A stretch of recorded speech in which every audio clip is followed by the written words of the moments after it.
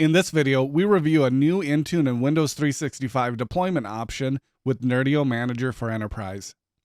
An increasing number of enterprises are turning to Nerdio to manage Intune environments and Windows 365 cloud PCs.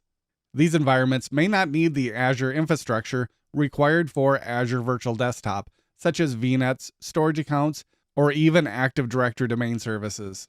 We can now simplify the deployment of Nerdio Manager for Enterprise for those Intune and Windows 365 only organizations.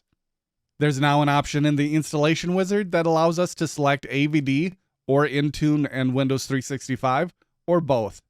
Removing the AVD option limits the installation requirements to only what's needed to manage Intune and Windows 365 cloud PCs. Selecting this option will simplify the Nerdio Manager for Enterprise management interface to only those items needed for Intune and Windows 365 management. That is how to use the new Intune and Windows 365 only mode in Nerdio Manager for Enterprise.